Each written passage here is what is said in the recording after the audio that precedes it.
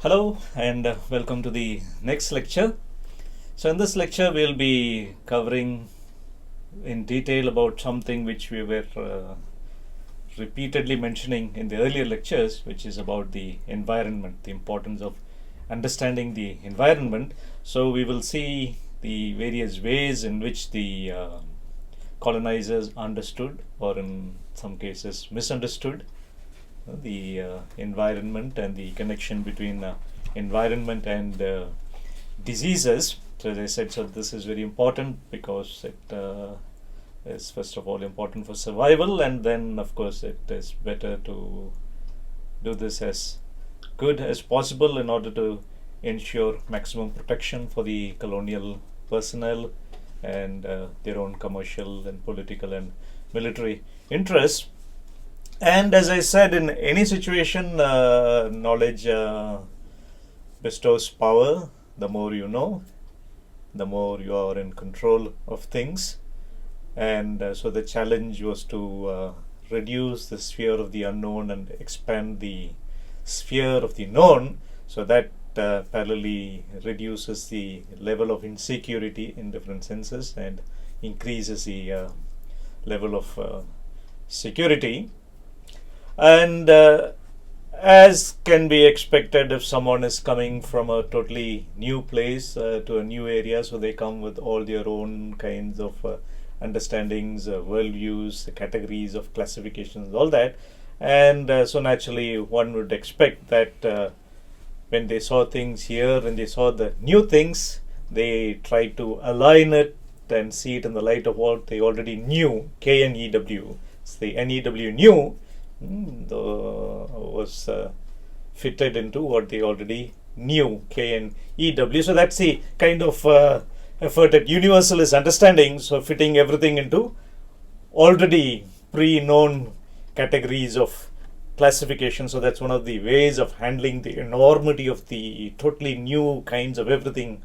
As I've been saying, the habits, the language, the mosquitoes, the flora and the fauna.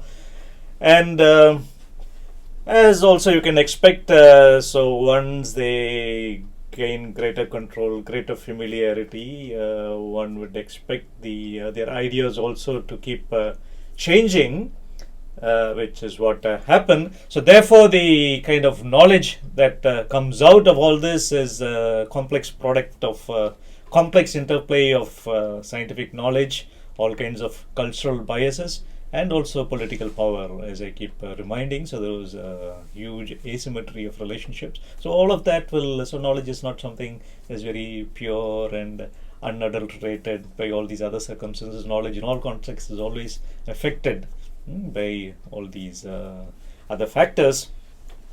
So as I said, so there was a lot of misunderstanding and also limited understanding of Indian culture, society, environment, at least in the initial days, which led to misinterpretation of the causes and nature of diseases, as we will see throughout this course. So knowing the other. So the other, of course, this is a word which we will come often across in this course. Of course, another day we will discuss exclusively in a tutorial class these kinds of very special words related to colonialism and culture. So in this case, the self and the other. So self is the me or my culture, my country, the capital S, and the other with the capital O is the other country, other culture, other religion or whatever. So knowing the other. So in this context, the other is the colonized for the colonizer. So initially, of course, as you would expect, so they would have depended on a lot of intermediaries. Again, new place, new everything. So and that is one of the reasons also why they cultivated good relationships. As I was mentioning in the earlier lecture, it was important to have a set of close collaborators for various reasons, not only for administrative related reasons, but also especially for these kinds of knowledge related pursuits. So they depended on the intermediaries, and in course of time they moved to native texts, and as you would expect, so that wouldn't have been possible initially, unless they already came with the training in languages. And of course, in this case, when they are encountering mostly for the first time, so they had to get some level of familiarity with the language.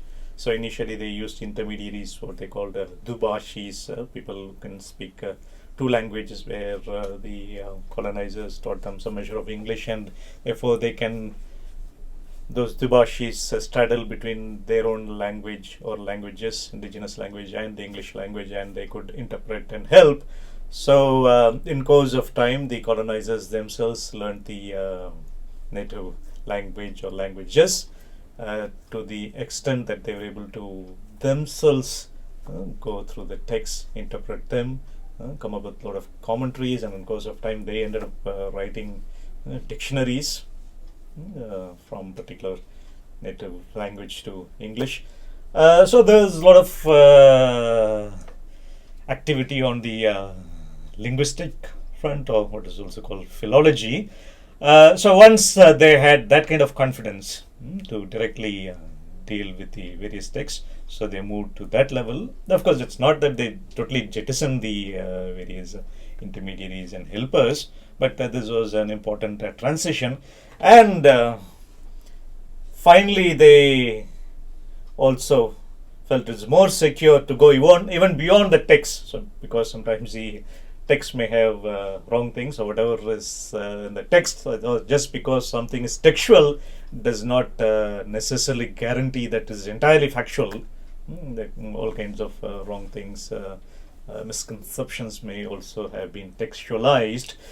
So the best is to directly engage with the land, the climate, and people through anthropology or whatever other subjects, trigonometrical survey or geology or botanical survey. So through those various surveys, to directly engage with the physical and other landforms,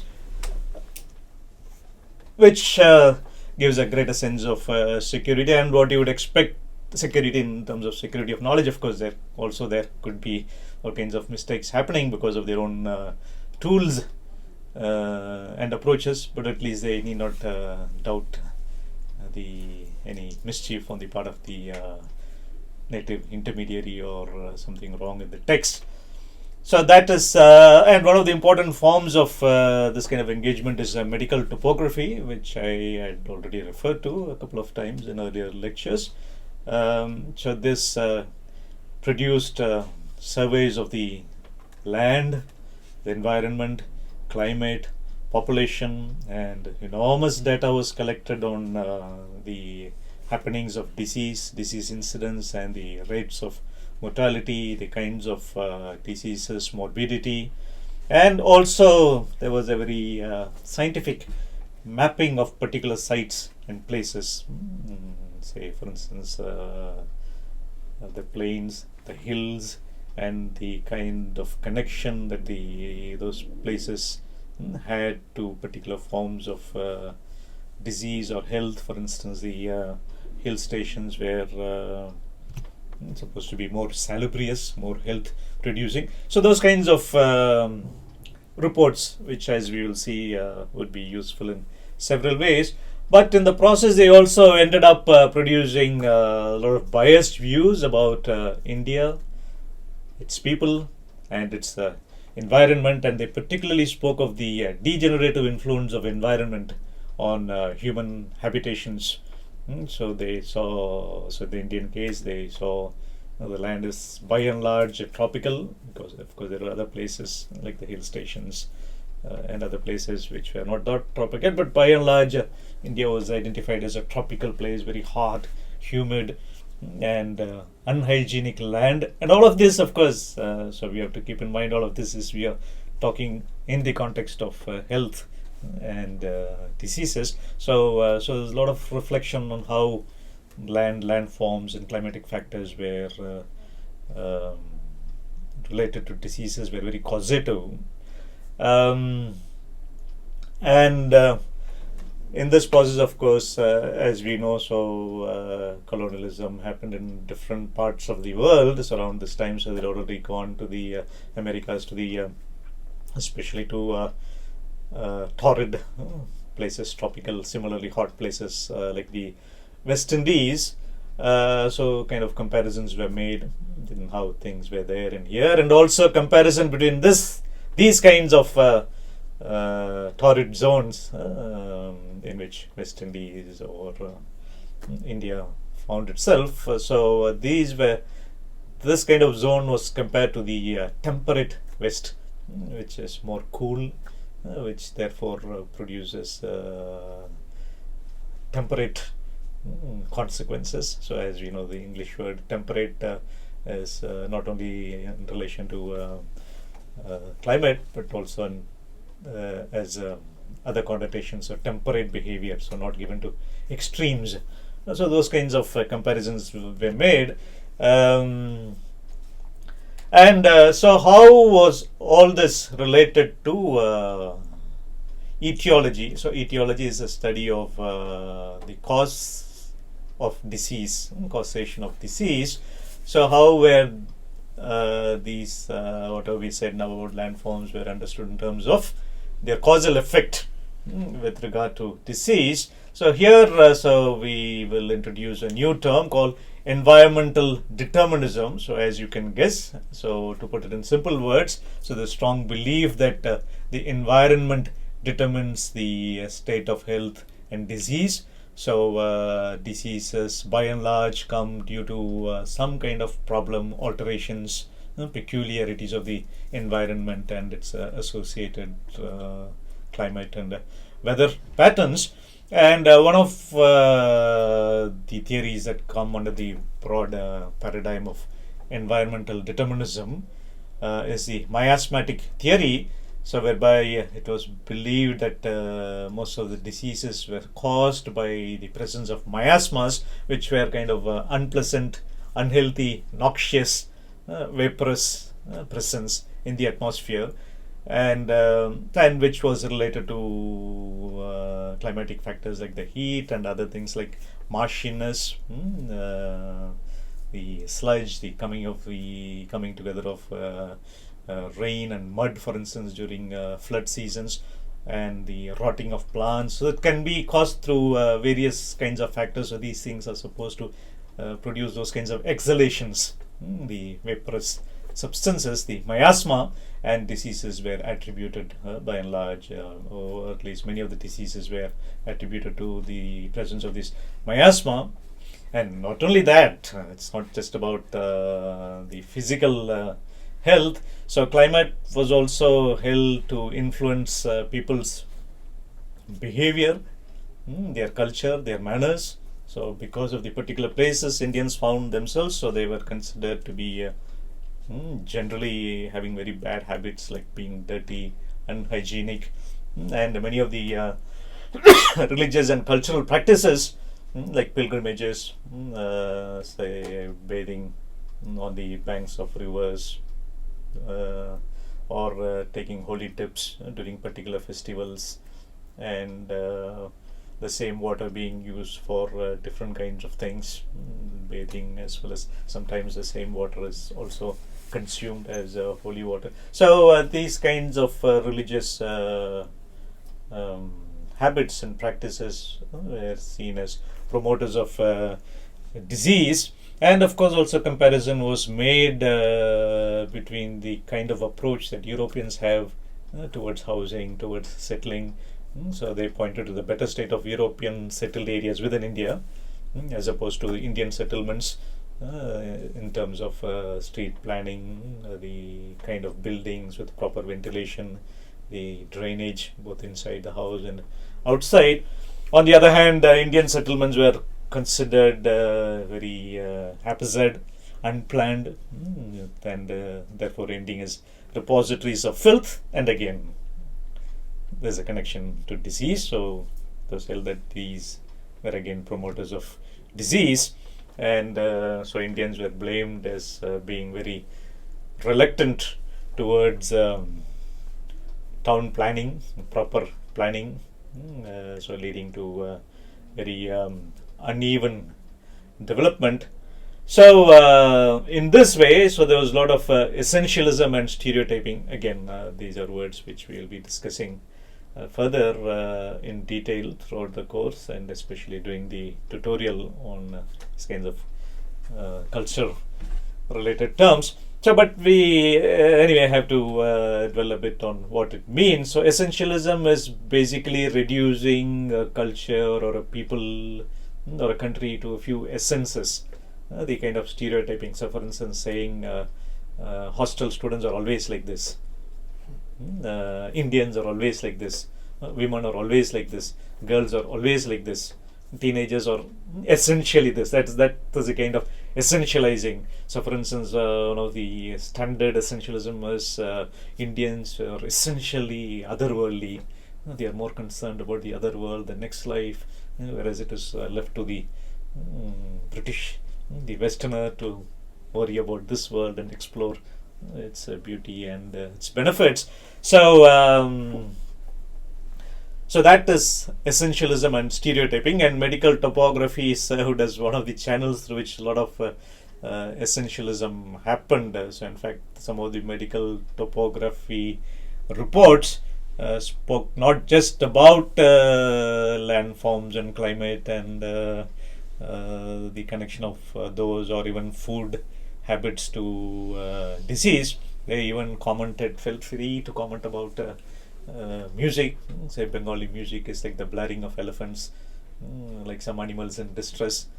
So of course, those kinds of things you wouldn't say now due to political correctness, but so in those days, again, that kind of asymmetry allowed very free and open, reckless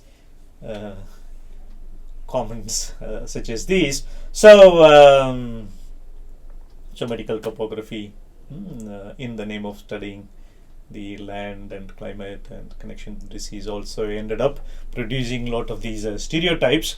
And one important outcome of all this was the creation of a new paradigm, a new category of understanding called the tropic or the tropical, and so that became an enduring trope, an enduring paradigm. In fact, as we will see, so later on a new field of medicine itself came called tropical medicine, and schools of tropical medicine were set up not in India, for instance, in Calcutta, but even say one in Liverpool and another in London. So, so that is something very new in the world of medicine itself.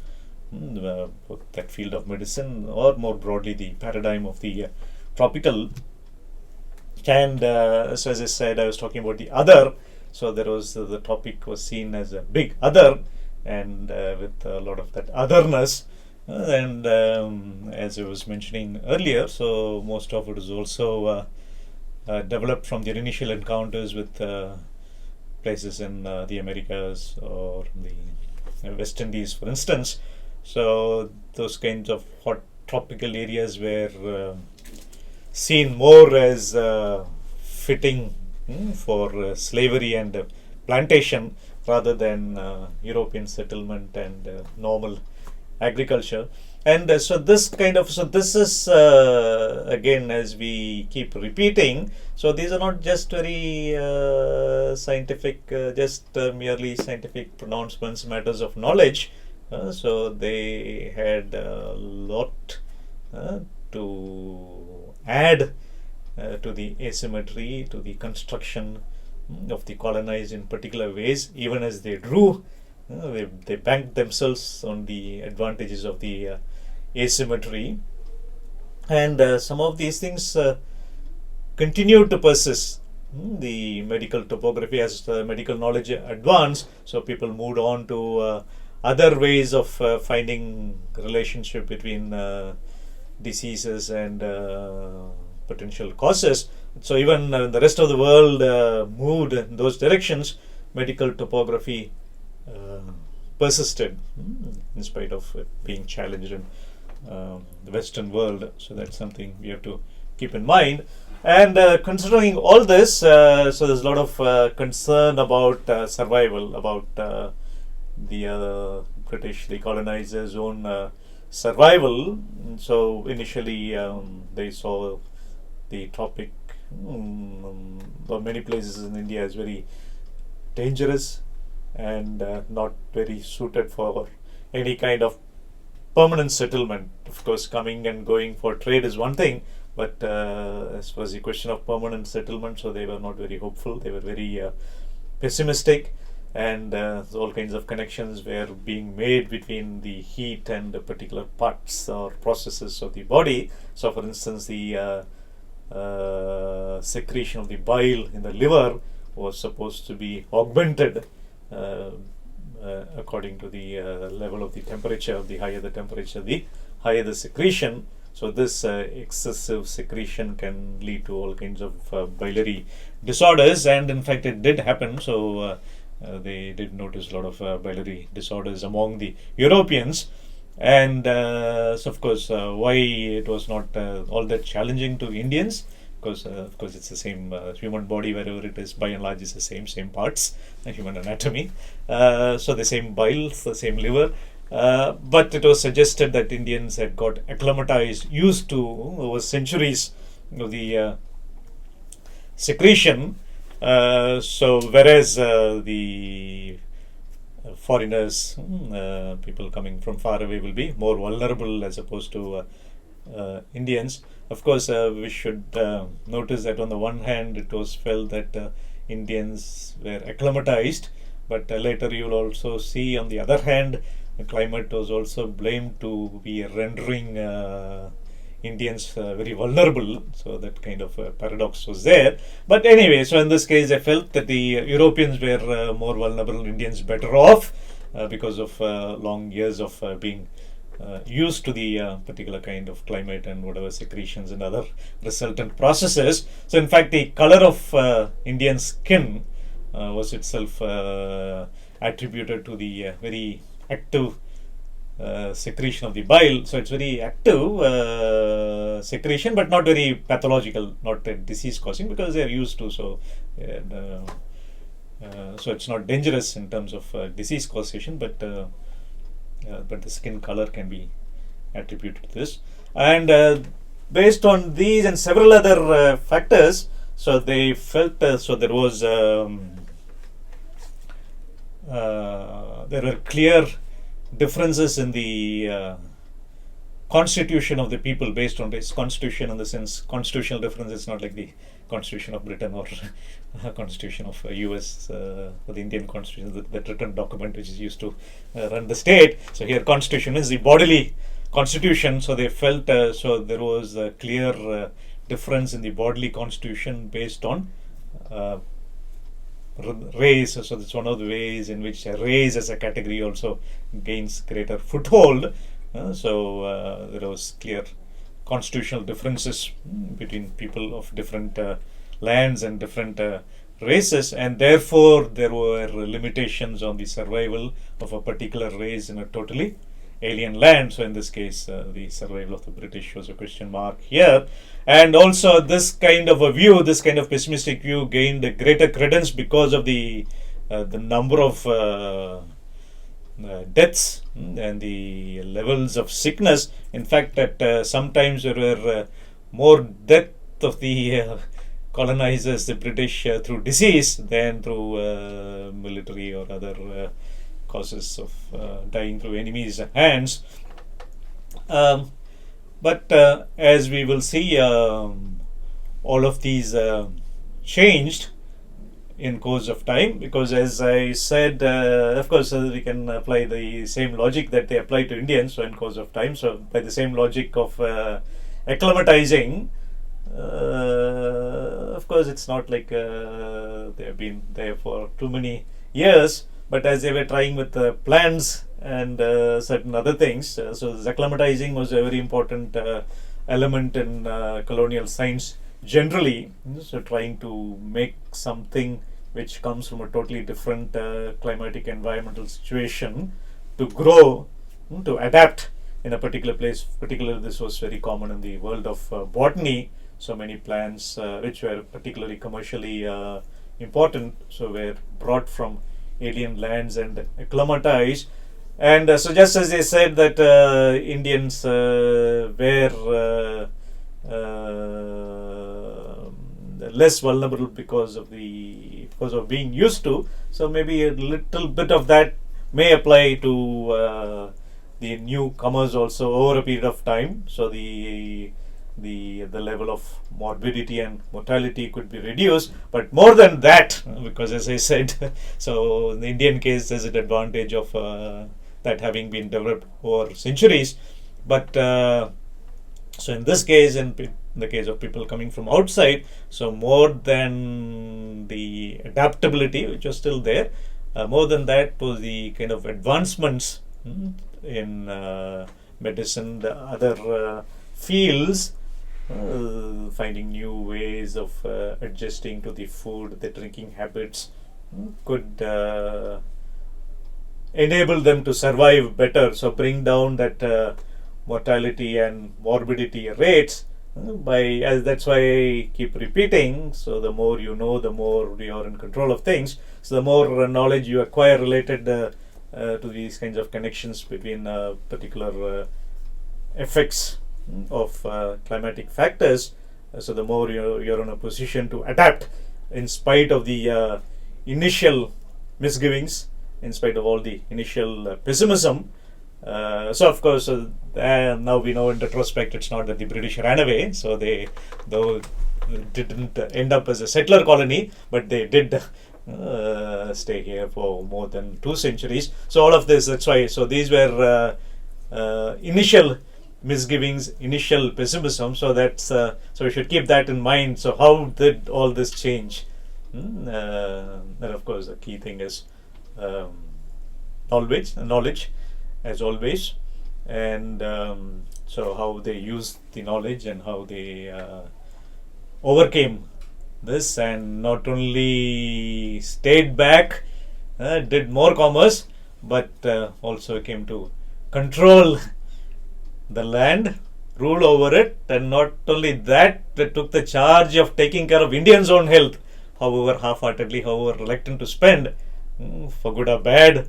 So they were presiding over the public health of Indians themselves, the very Indians they thought were more attuned to this climate and were very less vulnerable. So the same Indians' health was in their hands, in the hands of ones who feared about their own health and survival. And in course of time, so they were blaming how Indians were weak